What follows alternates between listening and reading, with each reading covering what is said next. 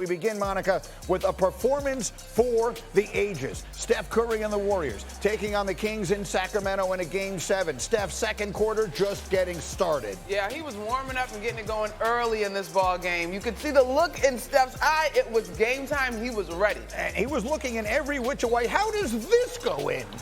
Greeny, I saw this play and was like, well, it's just that kind of day. Look out, because there goes that man. He had the finger rolls inside. He had the ridiculous shot making outside. Watch this sequence here. Off an offensive rebound off the missed slam putback. Look at Steph somehow in the lane amongst the trees. Gets it to go. Warriors opening up a 10-point lead after 3. Fourth quarter, they're up by 14, and it's more from Steph. It's just, you could not get enough of Steph, right? And this is the iconic, legendary stuff that makes him who he is. I mean, just when he started chewing on that mouthpiece with disregard for everybody on the floor, you knew. Like, it was one of those days. And a signature third quarter for the Warriors as well. It was, and Steph kept it going into the fourth. He was at 43 there. He was at 48 after this 3, and they had put it away in the final minutes. Steph Curry just looking to put the finishing pieces on a 50-piece, and he does. It's the first ever 50-point game in Game 7 history. Light the beam? I don't think so, says Steph. They did that plenty this year.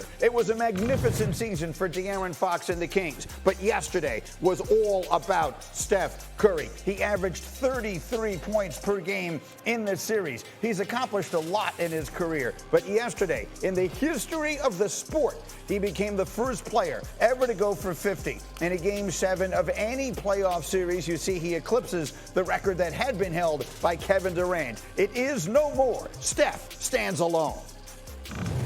There's still nerves and anxiousness and, anticipating a big night. But when we get out there, our experience took over and felt pretty comfortable from the jump. So it was a great experience. Who can stop Steph Curry? Hopefully we'll never find out. Well, we haven't found out so far. So McNutt and Timmy Legler, and Tim, I mean, there were days in your life when you were throwing in threes at ridiculous rates, but I'm not sure that we've ever, well, I know that we've never seen anything quite like Steph Curry before in the history of the game, and yesterday may genuinely have been the best day of his career. Yeah, we keep finding new ways to add to his legacy, right? And just at a time at 35 years old, you think that this is a guy that probably is not going to have any more of those types of moments. He continues to do it. Here's what amazed me the most about yesterday, Greeny.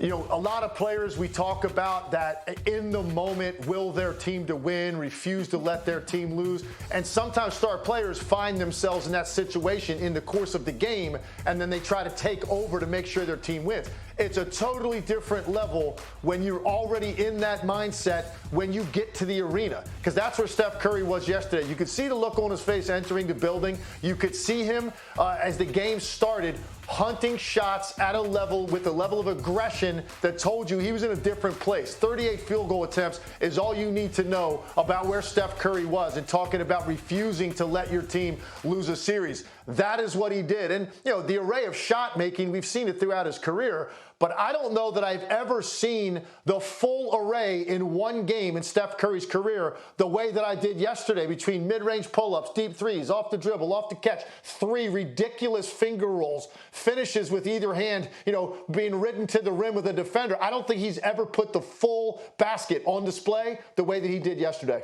I mean, Monica, I don't have adjectives. I mean, help me here. I don't know. I watched the game yesterday in awe myself, because look, for anyone who didn't watch it, that is absolutely a game into the third quarter, which is when Golden State took over. Klay Thompson couldn't throw the ball in the ocean yesterday if his life depended on it. They needed Steph to win that game for them, and he did it seemingly by himself from an offensive standpoint. I mean, to Tim's point, obviously he was scoring at every level in terms of his repertoire, but I also think listening to those teams post-game, both Steve Kerr and Steph Curry, talking about understanding how Sacramento was playing them, right? Steph basically was looking forward to this small ball lineup because it afforded him the opportunity to find these angles, find these lanes, get these clean looks to the basket. I thought the spacing, Steve Kerr continued to talk about that for the Warriors, was paramount to what they were able to do yesterday. But Steph is just, I think, he's sort of savoring, right? Like, at this point in his career, the sustained greatness of the Warriors is something that you just cannot deny. But even at this level, it's almost like the game continues to slow down. Like when you're talking about that upper echelon of guys that are truly savants, Steph never looked sped up. He never looked hurried. He was able to get to every spot at will.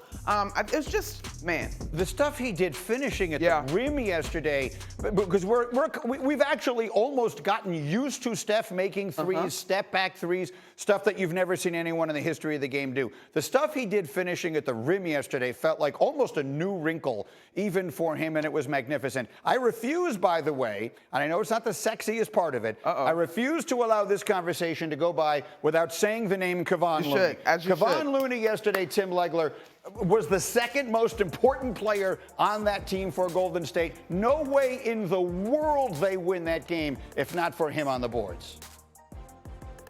Yeah, listen, he represents the only legitimate size that they play. Think about that. They're always at a disadvantage in terms of size on the court, no matter who they play.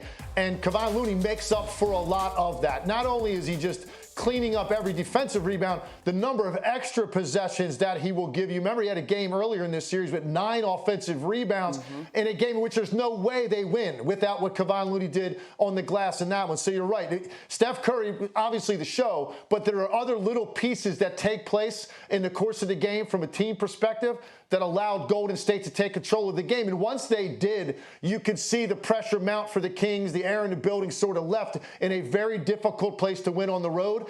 Steph Curry and the Warriors and Looney took that away from the crowd. They just did not give them that opportunity. And now we get LeBron versus Steph in round 2. Lakers at Golden State. It starts tomorrow. Give me the edge. Where do you give me the thumbnail, the early thumbnail on the series, Lakers and Warriors? Well, I think it goes back to experience. And as much as I was team Youngblood after the first 2 games of this particular series, experience ultimately did stand tall. And when I look at the makeup of the 2 teams that we're going to have the privilege of watching go head-to-head, there is more experience on the Warriors side, and there's just more overall continuity. Steve Kerr said this yesterday, and it really stuck with me. And the same could be said of the Lakers in that these are not essentially the same teams that we saw over the course of the regular season. Gary Payton II, Andrew Wiggins coming back into the fold. You could see the Warriors getting better game by game outside of that Game 6 performance, right? And so they're starting to put it together in a way that was quite honestly reminiscent of what we saw last year in Boston. When I look at what the Lakers have to do, pressure remains in my mind on Anthony Davis. And how big can the role players around LeBron James be? Are we going to get a magnificent performance or 2 or 3 perhaps from LeBron James? Yes. But the counterpunch on the other side is just as capable of having an incredible performance. We're going to really dive in from a preview standpoint a little later in this hour. But, Legs, how about that? The initial look, we'll get JWill in here and we'll really dive into Lakers-Warriors. But the initial look, and in particular, Tim, the magnitude of this, just the significance at this age, this stage of their careers and lives, that we get LeBron and Steph one more time. Yeah, I think you said it best when I don't think any of us thought we'd ever see this again. Certainly not with 2 teams that looked like, in the moment could potentially contend and maybe win the Western Conference. I think the winner of this series has a good chance to do that. I'm going to give the edge to Golden State, much like Monica said, and here's the main reason. You can't develop a game plan to double team Steph Curry. That's the biggest problem because of the way he moves without the ball. The number of mistakes you make when you start overloading to him without it leads to opportunities for other guys. If you want to trap him on ball screen, take it out of his hands, he's willing to move it and let the weak side play. So Steph Curry and his shooting in tight windows, it's just very difficult to come up with a scheme and say he's not going to beat us. As a result, Steph Curry, whether his numbers are the same or not, will have just as dramatic an impact. Much more difficult team for the Lakers to defend than what they saw in the first round, and that's why I give the edge to the Warriors. All right, so both of you stay close by. We have much more on this series as we continue. Plus, we'll dive into what happened at the Garden yesterday, including an injury that could change absolutely everything. So who can stop Steph Curry? Hopefully we'll never find out. 3-pointer. Bang! Scoop layup is up. It's good. Puts it in. Oh, Steph Curry from way downtown. A 50-point Game 7. One of the greats of all time showed us once again what he's capable of doing as he chases his 5th ring. I will say it again. I mean, Steph Curry just played as great a game as we've ever seen. He's the first ever 50-point performance in a Game 7 in the history of the sport. Of all the players to play in at least 5 Game 7s, and there were over 140 of those, Curry's average of 32.6 points per game is behind only LeBron James and Kevin Durant. I mean, he just continues to elevate from places that we had never seen before to places we weren't certain he could take it. Again, Legs and Monica with us, and we got JWill in over here from KJM. We tried to come up with adjectives this morning off the top of the show, Jay, and we can't do it. How do we describe what Steph Curry did yesterday? Indescribable. I mean, that's your adjective, right? Yeah, that's exactly what it is. And, you know, I know after the performance, people say, well, you know, the conversation looming around, they see the greatest point guard to ever play. And what I say is, no, don't diminish his ability like that. He's not in the box. He's one of the greatest playmakers the game of basketball has ever seen. He's a playmaker. And the space he allows himself on the floor allows operating space for his other players. But the degree of difficulty of shots he has, Jalen Rose said it last night perfectly on NBA Countdown. He was talking about a Harlem Globetrotter in 2023. The shot making around the rim, George Gervin Ice, right? The Iceman. Yeah. You have the three-point shooting, top 2 handles in the league. The game of basketball has never seen a playmaker like Stephen Curry. Yeah, Legs, again, because we've almost gotten lulled to sleep by his ability to make threes like we've never seen before. Most of the great three-point shooters have been the great catch-and-shoot guys. Your Reggie Millers, your Ray Allens. We've already gotten used to Steph doing stuff there that we've never seen before. The finishing at the rim yesterday, Legs, almost felt like it was a new frontier. Like, even by his standards, I had never seen him that effective doing that stuff. Yeah, look, he's sprinkled him in, obviously, many nights, right? But to do it the way that he did it all in one game, I don't think we've ever seen the full array the way that we saw yesterday. And that's saying a lot, because this is a guy that I think, for me, historically, if you go and you rank a guy, give him a score from 1 to 100 in the 3 areas of skill in the game, pass, dribble, shoot, Steph Curry is going to come out the highest, right? When you add those 3 up. This is the most skilled player in terms of the 3 offensive areas of the game that the league has ever seen in one body, and you saw all of it on display in a game they had to have to extend their season on the road. But you're right, these finger rolls that he was making, it started with the first one. When he put that first one in on a 3-point play, and the ball probably went 15 feet in the air with contact, with that kind of touch, with one hand on the basketball, you're just watching something that people can't relate to. And then he does it 2 more times later in the game. So you're right, Greeny. As great as he's been, we thought we'd seen it all. He actually gave us something yesterday, even by his standards, that we hadn't.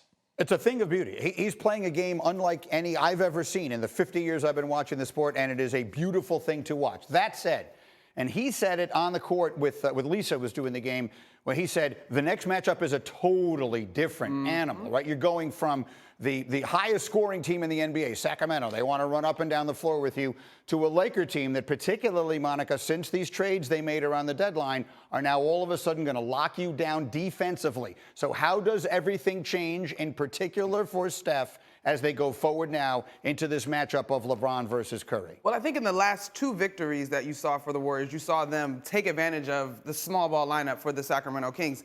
Small ball, if the Lakers decide to go that way, means that AD maybe is your 5 or maybe Bron is your 5. So first of all, just the size component of this series is going to be very different. What I think every team in the league struggles to defend when it comes to the Warriors is their space and their pace, right? As much as we're talking about Steph finishing at the 3 different levels yesterday, there's the wrinkles in his change of speed, change of direction that are he's able to do that because of how much space that this particular team plays with. And so immediately, I think about guarding Steph. I think about Andrew Wiggins as he continues to get better in these playoff games. And then I think about Draymond Green's assignment in terms of probably bothering Anthony Davis to a degree, but also Kevon Looney, quite honestly, in terms of AD. So you can't, as much as we're talking about Steph, and Klay did not have a signature day shooting in Game 7, but Klay's still right there in terms of his ability to shoot the basketball and what we've seen over the course of the regular season. And so, Jared Vanderbilt, Austin Reeves, Rui Hachimura, like all of these role players that hang their hat on defense, well, congratulations, you are now privileged to guard one of the toughest offenses to guard in the league. By the way, it's not going to work. It's the 6 versus I don't know how it's going to work. Have I mentioned that the Warriors are the home court advantage because they're the 6 seed and the Lakers are the 7? Go ahead, Jay. Well, I'm just saying, like, if their continuity forces you to switch a lot of action, so you end up with being in a matchup nightmare. Yeah. I mean, that's always happened to Sacramento. Like, explain that to me. The Lakers are in a matchup. Well, think about Warriors. it. So there are times Steph will come up a ball screen, come here, come back, come up a ball screen, come here, come on. Like, they move around so much. you have to communicate. You need to switch those actions. So you might end up with AD on Steph. You might end up with Rui Hachimura on Klay Thompson. And that's what they take advantage of. Like, so your ability to stay disciplined and stay at home is throw it out the window. Thank you for watching ESPN on YouTube. For live streaming sports and premium content, subscribe to ESPN+.